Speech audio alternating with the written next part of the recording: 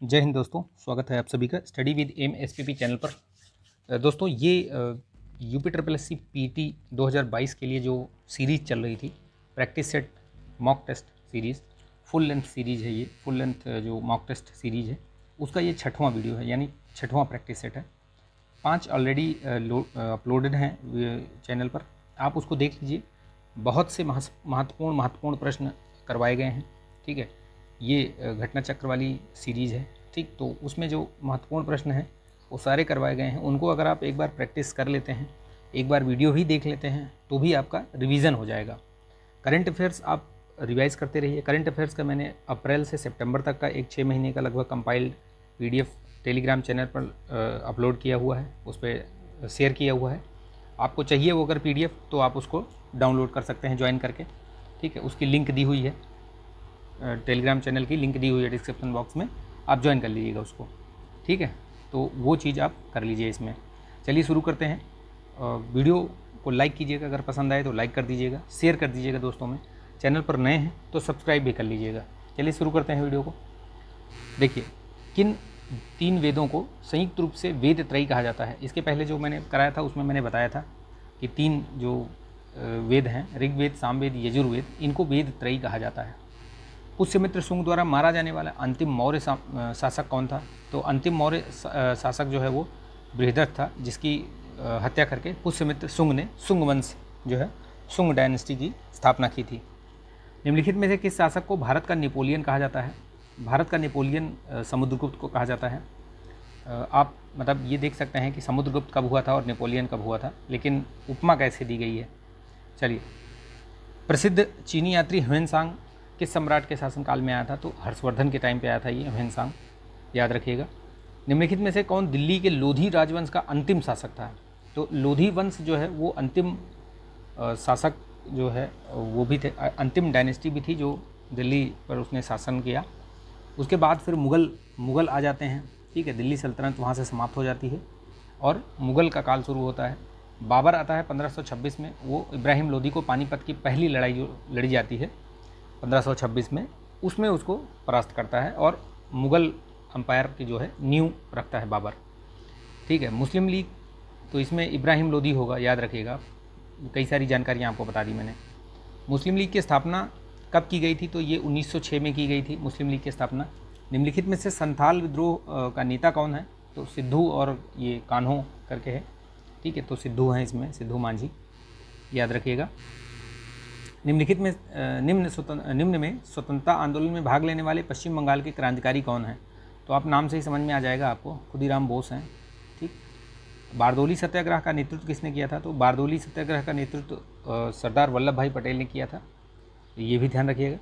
किस नेता ने हमें CR फार्मूला दिया था? CR फार्मूला बेसिकली सी राजगोपालाचारी फार्मूला है, तो उन्होंने ही दिया था ये।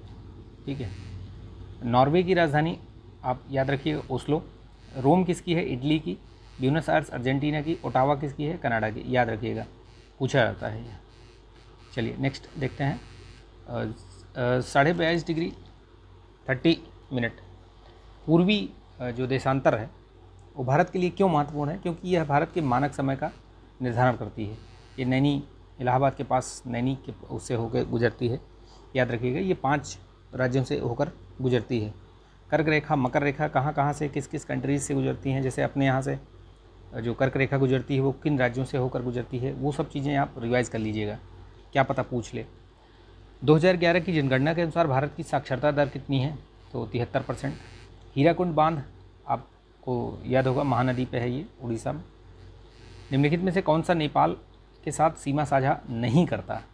तो नहीं करता में देखिए, उत्तर प्रदेश तो करता ही है नेपाल के साथ सीमा साझा, ये बिहार भी करता है। ठीक है, पश्चिम बंगाल भी करता है, असम नहीं करता है। ठीक है, उत्तर होगा असम। भारत के संविधान में किस संशोधन के अंतर्गत वस्तु और सेवा कर लगाया गया था? जो GST है वो कब, किस संविधान संशोधन द्वारा लागू किया गया था, या उसको मतलब संवैधानिक दर्जा वो दिया गया था, अधिनियम पारित हुआ था? तो वो 101वां संविधान संशोधन था। और ये लागू कब हुआ था?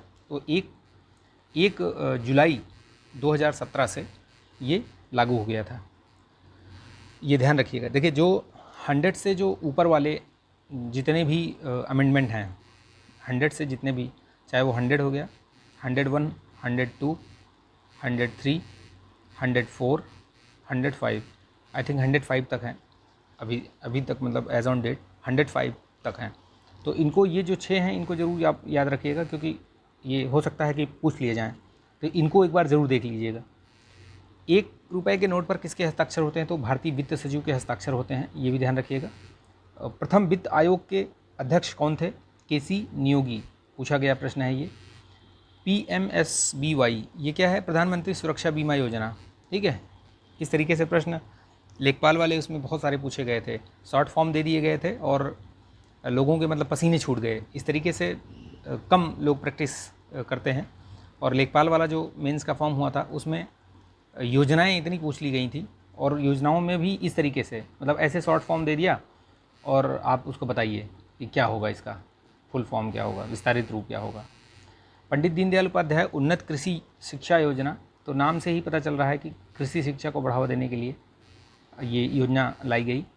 देखिए, निम्नलिखित में से किस अनुच्छेद में भारत को इंडिया कहा गया है? तो ये अनुच्छेद 1 में ही कहा गया है, Bharat India that is Bharat, या भारत दैट इज़ इंडिया, ऐसे करके है, ठीक है।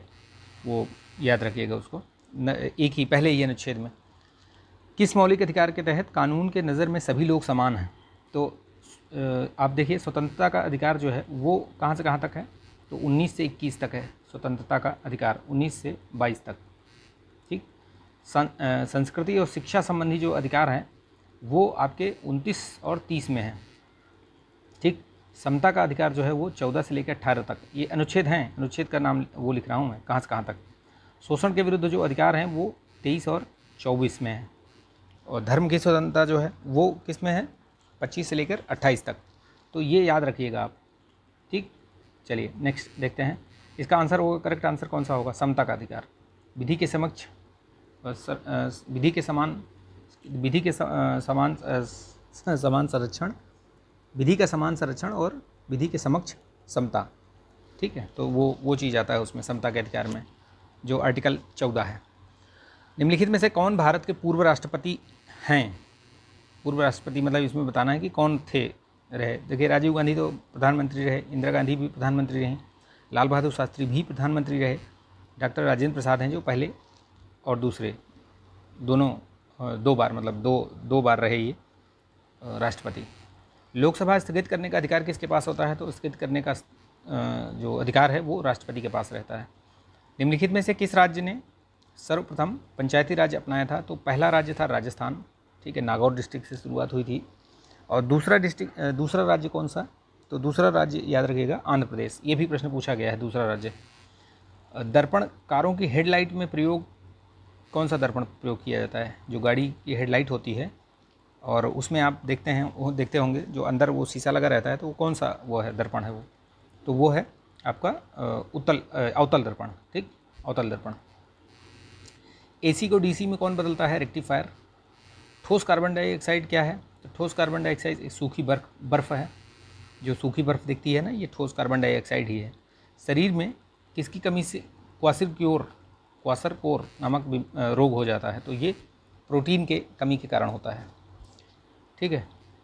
मांसाहारी पादप कौन सा है इसमें से? तो वीनस फ्लाईट्रैप जो है, A, वो चीज़ याद रखिएगा।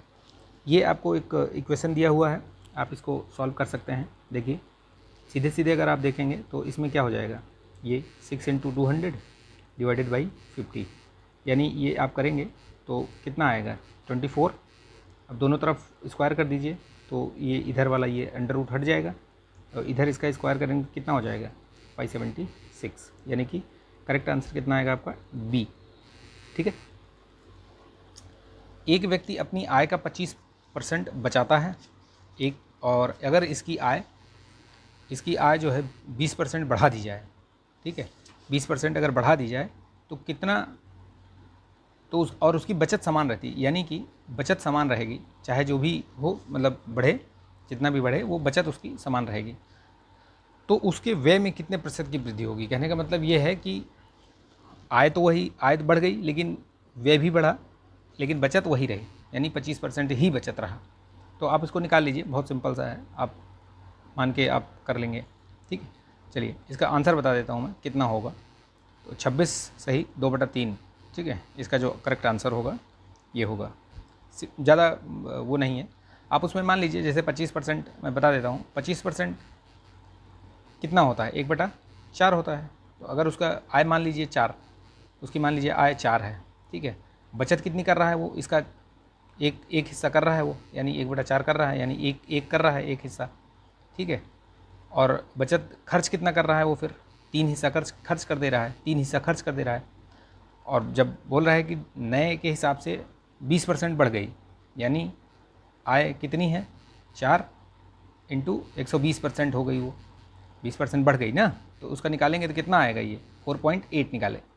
अब नया जो उसका व्यय कितना हो जाएगा, अब व्यय 4.8 में से आप -1 कर दीजिए तो 3.8 आ जाएगा व्यय। और व्यय में वृद्धि पूछ रहा है, परसेंटेज में पूछ रहा है, तो निकाल लीजिए जो 0.8/3 इंटू 100, यानी कि 80/3। पहले 3 था व्यय, अभी जो आया 3.8 आया, तो एक्स्ट्रा कितना आया, ये आया, तो उसको परसेंटेज में निकाल लेना है, तो वही ये परसेंटेज निकाल दिया मैंने। ठीक है, समझ में आया ना? चलिए कमेंट कीजिएगा अगर नहीं समझ में आएगा। तो जब उसको सॉल्व करेंगे 80/3 को कैसे कर देंगे, 26 से ही 2/3%, ये परसेंट हो जाएगा। ठीक, ये वाला देखिए बहुत आसान है, इसमें कुछ नहीं करना है। देखिए ये इसको क्या लिख सकते हैं आप, 753 का होल स्क्वायर लिख सकते हैं, प्लस इसको क्या लिख सकते हैं, यानी कि 247 का होल स्क्वायर लिख सकते हैं, बिल्कुल लिख सकते हैं।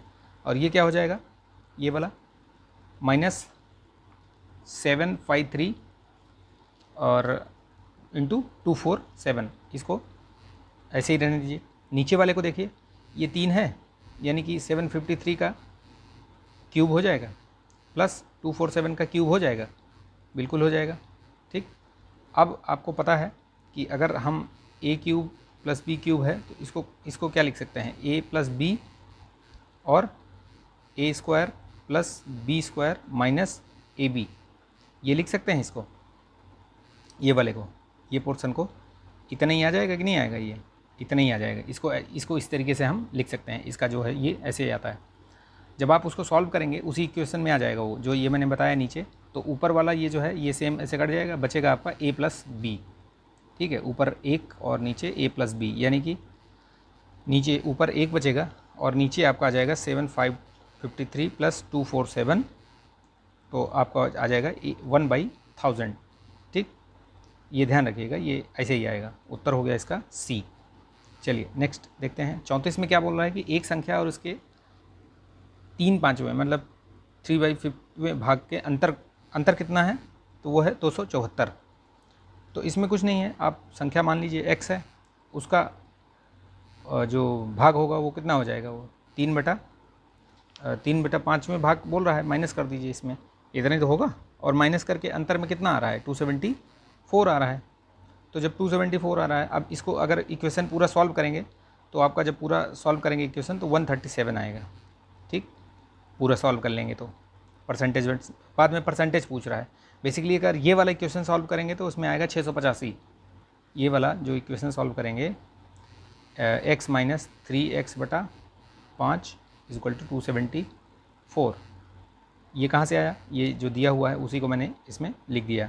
संख्या मान ली x और उसका 3/5वां भाग माइनस कर दिया, बराबर आया इतना। तो इसमें जब x की वैल्यू निकालोगे आप तो आ जाएगा 685। अब बोल रहा है कि उस संख्या का 20% कितना होगा, संख्या नहीं पूछ रहा है, संख्या का 20% पूछ रहा है।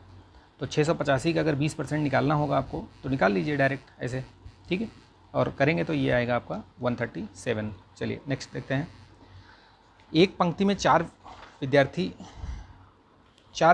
में से अंतिम 3 विद्यार्थियों का औसत दिया हुआ है 20 वर्ष।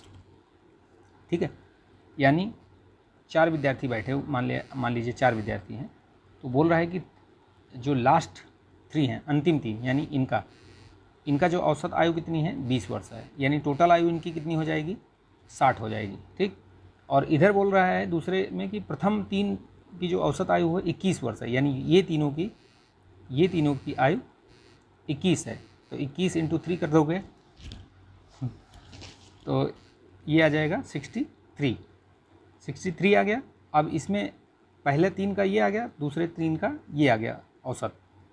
प्रथम विद्यार्थी का दिया गया है 26 वर्ष, यानी कि 63 माइनस 26। तो पहले वाले में पहले विद्यार्थी का दिया हुआ है तो 63 माइनस 26 कर देंगे तो कितना आ जाएगा, 7 6 13 और ये 5 2 27, ठीक है, ये 5 2 3 37, यानी कि ये जो विद्यार्थी हैं लास्ट दो वाले, यानी इसका तो दिया हुआ है और इसका 2 का तुम्हें पता चल गया 37 है, तो जो लास्ट वाला है ये तीनों, मतलब ये तीनों में ये दोनों का घटा दोगे तो इसी चौथे का तो पूछ रहा है वो कि अंतिम विद्यार्थी की आयु कितनी है, तो ये 2 का 37 पता चल गया, तो 60, ये 3 का 60 निकाला था हमने, 60 माइनस 37 करेंगे तो कितना आएगा, 60 माइनस 37 कर दीजिए तो आएगा आपका 23।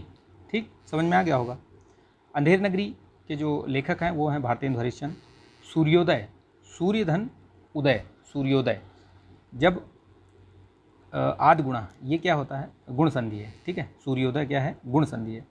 जैसे इसमें क्या होता है कि जब ई का ए, ऊ का ओ और ई का री का अर हो जाता है तो वो क्या है, गुण संधि है। दाता शब्द का स्त्रीलिंग क्या है, दात्री, ठीक, जो किए गए उपकार को मानता हो वो कृतज्ञ और जो नहीं मानता है वो कृतघ्न कहलाता है। निम्नलिखित में से कौन सा शब्द सरस्वती का पर्यायवाची नहीं है, तो देखिए वीणा पाणी भी होता है, महाश्वेता भी है, भारती भी है, पद्मा नहीं है। पद्मा किसका है, लक्ष्मी जी का है पद्मा। ये पैराग्राफ है, इसको आप पढ़िए, पैराग्राफ वीडियो को पॉज करके पैराग्राफ को पढ़ लीजिए, फिर इसके जो क्वेश्चन हैं उसके आंसर आप दीजिए, इसमें मैं बता देता हूँ इसका आंसर, ठीक है। चलिए इधर देखते हैं, ये पढ़ लीजिए, इसको छोटा कर देते हैं, एक बार में आ जाएगा, ठीक है, पढ़ लीजिए इसको आप। चलिए नेक्स्ट क्वेश्चन इसमें देखते हैं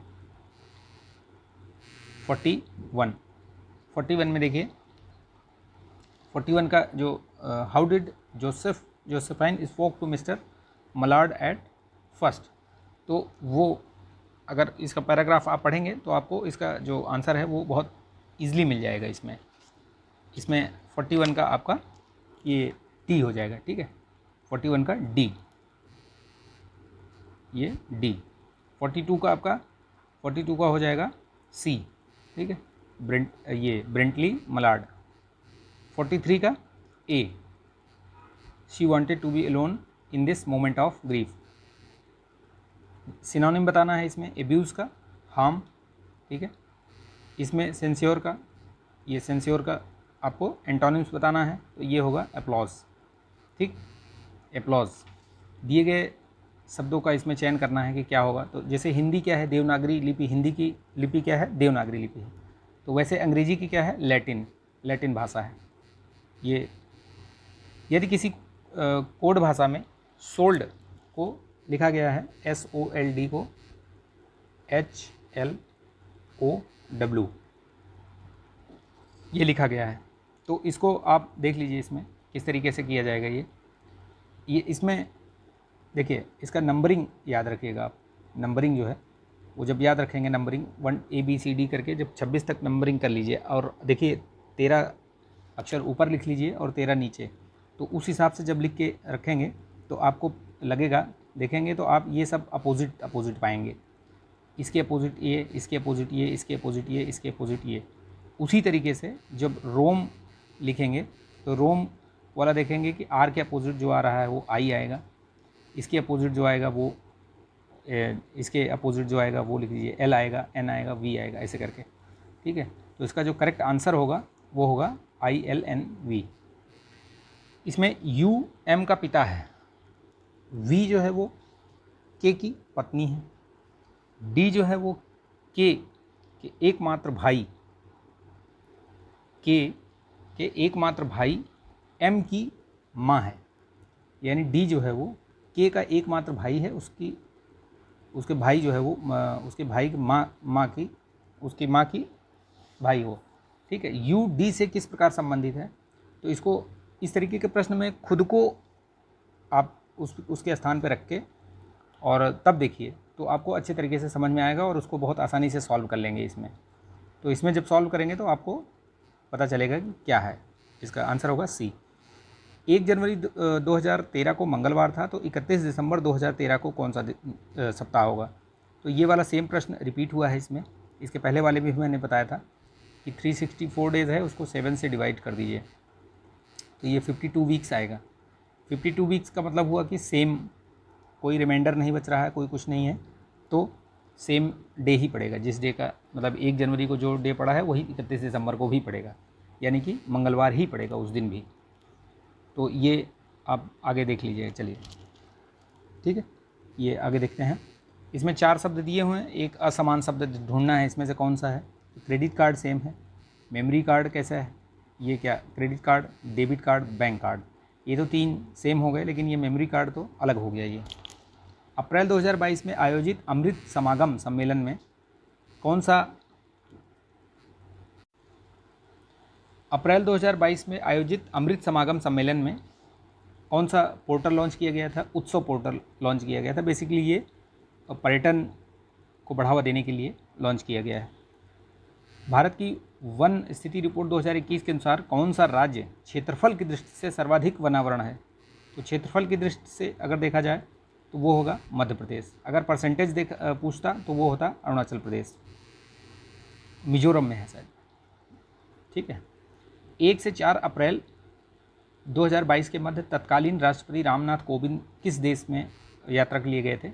ये महत्वपूर्ण इसलिए है कि ये पहली बार कोई राष्ट्रपति जो है तुर्कमेनिस्तान गया है यात्रा पर, तो इसलिए महत्वपूर्ण हो जाता है। इसको आप ध्यान से याद रखिएगा। 2022 अप्रैल में Stockholm International Peace Research Institute यानी सिप्री द्वारा जारी विश्व सैन्य खर्च प्रवृत्तियाँ रिपोर्ट 2021 के अनुसार विश्व के सर्वाधिक सैन्य खर्च वाले देशों में भारत का कौन सा स्थान है। तो ये तीसरा स्थान है। यूएसए चाइना के बाद ये भारत का तीसरा स्थान है। ठीक। अप्रैल 2022 में किस बैंक ने वित्तीय समावेशन के समाधानों के लिए सहसृजन नवोन्मेषण के लिए फिनटेक स्टार्टअप समुदाय के साथ सहयोग कर एक संयुक्त पहल फिनक्लुएशन लॉन्च किया है। तो ये आईपीपी द्वारा किया गया है, इंडिया पोस्ट पेमेंट बैंक द्वारा। चलिए नेक्स्ट क्वेश्चन देखते हैं। फरवरी 2022 में इसरो ने PSLV C-52 के माध्यम से किस उपग्रह का सफल प्रक्षेपण किया था। तो EOS-4। फरवरी 2022 में प्रसिद्ध पार्श्व गायिका लता मंगेशकर जी का निधन हो गया था। ये किस वर्ष में इनको भारत रत्न से सम्मानित किया गया था। तो 2001 में इनको भारत रत्न जो है प्रदान किया गया था। अप्रैल 2022 में कहाँ पहली बार राष्ट्रीय राजधानी के बाहर NTCA की बैठक हुई थी। तो ये पक्के टाइगर रिजर्व में। कमेंट करके बताइए पक्के टाइगर रिजर्व कहाँ पर है। फरवरी 2022 में केंद्र सरकार द्वारा राष्ट्रीय शिक्षा नीति 2020 और 21-20 की बजट घोषणाओं के अनुरूप वयस्क शिक्षा के लिए शुरू की गई नई योजना नव भारत साक्षरता कार्यक्रम की अवधि क्या है। तो यह है 2022 से 2027 तक के बीच में। फरवरी 2022 के मध्य 5वीं संयुक्त राष्ट्र पर्यावरण सभा, ये 2022 का आयोजन कहाँ किया गया। तो ये नैरोबी में। डेनमार्क की राजधानी डेनमार्क की कोपेनहेगन। ओस्लो अभी थोड़ी देर पहले बताया था मैंने, नॉर्वे। और वियना जो है वो ऑस्ट्रिया की राजधानी है। आप बताइए स्टॉकहोम किसकी राजधानी है, कमेंट कीजिएगा। भांगड़ा कहाँ का लोक नृत्य है। ठीक है। यूनिसेफ की स्थापना कब हुई थी। 1946 में। निम्नलिखित में से भारत का सर्वोच्च नागरिक पुरस्कार कौन सा है। तो भारत रत्न। रूमी दरवाज़ा कहाँ पर है। तो आइए आप लखनऊ देखिए, बढ़िया है, घूमिए यहाँ पे। रामनाथ गोयनका पुरस्कार जो है पत्रकारिता के क्षेत्र में दिया जाता है। गोल्डन बॉय नीरज चोपड़ा, ये नवदीप सिंह गिल की बुक है। मई 2022 में संपन्न राष्ट्रीय फुटबॉल चैंपियन हीरो संतोष ट्रॉफी का खिताब किसने जीता 2021-22 वाला। तो केरल ने। ठीक, इसको भी ध्यान रखिएगा। मिस वर्ल्ड 2021 का खिताब किसने जीता। तो ये आपका कैरोलिना, ये बिलावास का, पहले भी बताया है मैंने। राष्ट्रीय वन्य जीव की बोर्ड जीव की स्थायी समिति की 67वीं बैठक में प्रतिवर्ष किस तिथि को राष्ट्रीय डॉल्फिन दिवस मनाया जाने। ये प्रश्न पूछा भी गया था, ये शायद PCS में आया था या लेखपाल वाले में आया था, किसी एक में पूछा गया था, शायद लेखपाल वाले में आया था। ठीक है। अब देखिए पैराग्राफ आ गया, 2 पैराग्राफ होगा। ठीक है, 10 प्रश्न होंगे इससे, आप इसको पढ़ लीजिए, बहुत सिंपल सा है। इसमें आपको बहुत इजी तरीके से आपको 10 नंबर मिल सकते हैं। ज़रा मतलब 2 बार, अगर आपको पैराग्राफ नहीं समझ में आता है तो उसको 2 बार पढ़िए, उससे आपका क्या है कि कॉन्सेप्ट क्लियर हो जाएगा। चलिए ठीक है, यहाँ से देखिए, फिर पॉज करके इसको पढ़ लीजिए। अब इसमें पूछा है कि यह किसकी आत्मकथा किसकी है, तो ये पानी के बारे में बताया गया है। इसमें पानी की बात की गई है यहाँ पे। सबसे पहले जीवधारी कहाँ पैदा हुए, तो जल में ही पैदा हुए थे। बर्फ़ क्यों फिसलने लगती है, जब आप उसको पढ़ेंगे तो पता चल जाएगा। ए, मनुष्य किस श्रृंखला का अंग है, तो जीवधारी की श्रृंखला का अंग है ये। चारों ओर सौंदर्य, तो क्या होता है, सौंदर्य बिखर पड़ता है। फिर यहाँ से देखिए, इसको पढ़ लीजिए, वीडियो को पॉज कीजिए, पढ़िए। ठीक, पढ़ लिया। चलिए आंसर देखते हैं। शिक्षा की बैंकिंग अवधारणा को किस रूप में प्रस्तुत करती है, जो शिक्षा की अवधारणा है वो किस रूप में प्रस्तुत करती है, तो ये आपको शिक्षा की प्रक्रिया में, ये जो शिक्षा ज्ञान के लेन देन की प्रक्रिया है, इसके रूप में ये प्रस्तुत होती है। बी, ठीक है। गद्यांश के अनुरूप छात्र अपनी किस वास्तविकता को नहीं जान पाते हैं, वो किस वास्तविकता को नहीं जान पाते हैं, तो शिक्षक पूर्णतः शिक्षित नहीं है, ये चीज़ वो नहीं जान पाते। ठीक है, चलिए आगे देखते हैं। इस गद्यांश के अनुसार शिक्षा की प्रक्रिया में संपन्न होने वाले अनिवार्य शर्त क्या है, तो शिक्षक की उपस्थिति होनी चाहिए। गद्यांश के अनुसार उत्पीड़न की विचारधारा की विशेषता क्या है, तो इसमें क्या है कि उत्पीड़न की जो है वो शिक्षक श्रेष्ठ है और छात्रहीन, ये चीज़ जो है उत्पीड़न का विचारक। गद्यांश में किस पर करारा व्यंग्य किया गया है, किस चीज़ पर, तो शिक्षक और छात्र के मध्य जो संबंध है उसके बीच ये इसको व्यंग किया गया है इस पर। चलिए अब ये आ गया आपका ये वाला जो प्रश्न है, इसको आप बहुत आसान है ये वाला जो ग्राफ वाला होता है वो बहुत ज़्यादा आसान है, और तालिका वाला वो भी वैसे ही है, बहुत उसमें प्लस माइनस नहीं करना पड़ता। एक आध ही कोई होता है जिसमें आपको ज़्यादा थोड़ा सा मेहनत करनी पड़े, लेकिन आपको आंसर जो है बहुत ईजिली मिल जाएगा। ठीक है, इसमें मैं फटाफट बताता जाऊंगा आपको, बिल्कुल भी समय नहीं लूँगा। ठीक है, इसका करेक्ट आंसर बी होगा, इसका भी बी होगा।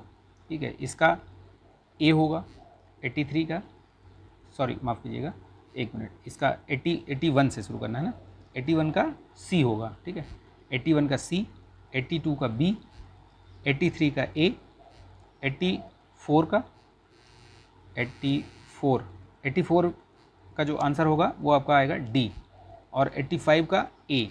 ठीक है, ये बहुत सिंपल है, इसमें कुछ नहीं है। ये आप जो मैं बता रहा हूँ इसको आप करेंगे तो एकदम इजी है। नहीं अगर आता है समझ में तो बताइएगा, आप कमेंट कीजिएगा, मैं आपको बता दूंगा उसमें, या टेलीग्राम चैनल आप ज्वाइन कर लीजिएगा, उसमें मैं दे दूंगा आपको। ये देख लीजिए, इसको आप ग्राफ, फिर से वही ग्राफ देख लीजिए, 2 ग्राफ से आते हैं और 2 तालिका से आते हैं। ठीक है, प्रश्न यानी 10-10-20 क्वेश्चन आते हैं। ये 20 में अगर आप सही से प्रैक्टिस कर लेंगे तो आपको कम से कम 15 से 18 क्वेश्चन आप सही कर सकते हैं इसमें। लोग तो 20 के 20 सही कर सकते हैं, ऐसा भी नहीं है। 5 वित्त वर्षों के दौरान कुल आयात और निर्यात इसमें जो पूछा गया है। ठीक है, तो इसमें बी आएगा, इसका भी बी आएगा। 88 का जो करेक्ट आंसर होगा ए होगा। 89 का आपका 89 का जो आंसर होगा वो आएगा बी 2014-15, और 90 का डी 7.4%। ये देखिए अब तालिका वाला आ गया। तालिका में भी वही है, सेम जैसा बोलता जा रहा है वैसे वैसे अगर करते जाएंगे आप तो सब आपको करेक्ट आंसर मिलता जाएगा। ठीक है, ये हो गया। 92 का आप देख लीजिए, 92 का जो करेक्ट आंसर आएगा 92 का ये है ना, तो 92 का आपका सी आएगा 10:9। 93 में 38 ये वाला ए आएगा। 94 में ये 94, इसमें जो है आपका जो आंसर आएगा वो आएगा सी। ठीक है, 95 में आपका डी आएगा 100। आगे देख लेते हैं, सेम वही है, ये देख लीजिए, आप इस चीज़ को पढ़ लीजिए इसमें क्या बोल रहा है। और उसके बाद फुटबॉल टीम का बताया है कि कौन सा पूरा दिया गया है, पूरे साल भर में जितनी प्रतियोगिता हुई उसका दिया गया है। बहुत सिंपल है, परसेंटेज पूछा है बस, कहाँ क्या कैसे कितनी बार हारा कितनी बार जीता। तो इसमें 7वीं जो प्रतियोगिता है वो सबसे ख़राब रही। इसमें जो मैच जीते हुए 58%। सबसे अच्छी प्रतियोगिता कौन सी रही, तीसरी रही।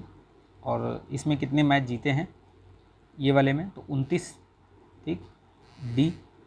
और कुल मिलाकर कितने मैचों में हार हुई, तो अगर 58%, वो निकालने की भी ज़रूरत नहीं है, अगर 58% जीता है तो जाहिर सी बात है कि 42% जो है आपको उसमें हार में सामना करना पड़ा, ठीक। तो ये आपके 100% मैंने इसमें करवा दिए हैं पूरे। आई होप कि ये वीडियो आपको पसंद आया होगा। अगर पसंद आया तो प्लीज़ लाइक कीजिएगा, और चैनल पर नए हैं तो सब्सक्राइब कर लीजिएगा, शेयर कीजिएगा दोस्तों में, बेल आइकन ज़रूर प्रेस कर लीजिएगा, आप नोटिफिकेशन आपको मिलता रहेगा, ठीक है। और पीडीएफ वगैरह चाहिए, इसकी पीडीएफ मैं शेयर करूँगा अभी, तो आप टेलीग्राम लिंक दिया हुआ है चैनल का, उसको ज्वाइन कर लीजिए, ठीक है। इसके बाद जो है ये देखते हैं, ये 6वां था ना, तो देखते हैं कितना और दे सकते हैं। एक दो दिन ही देंगे अभी, आज 10 है ना, 9 है, 8 है आज, तो 8 अक्टूबर है, तो अभी दे सकते हैं, दे देंगे 10 का 10। 4 और बचा है, 2 दिन में दे देंगे, 1 दिन में 2 हो जाएगा, ठीक है। कंप्लीट करा दूंगा, 2 दिन में आपका कंप्लीट हो जाएगा, 10 तारीख तक सारा हो जाएगा। उसके बाद आप रिवाइज़ कीजिएगा सारा, ठीक है। फिर बीच बीच में छोटे छोटे वीडियोज़ देंगे, 5 मिनट 7 मिनट वाले। चलिए, तो ठीक है, मिलेंगे नेक्स्ट वीडियो में। तब तक के लिए अपना ध्यान रखिएगा, स्वस्थ रहिए, मस्त रहिए, बिंदास रहिए। करंट अफेयर्स जरूर तैयार करते रहिएगा, क्योंकि करंट अफेयर्स भी आपका 10 क्वेश्चन आएगा। और लास्ट 6 मंथ वाला एक बार बिल्कुल पूरा, मतलब कहीं से भी कीजिए, कर लीजिए, मैंने दिया है पीडीएफ, आप उसको भी कर सकते हैं। चलिए ठीक है, तो मिलेंगे नेक्स्ट वीडियो में। जय हिंद।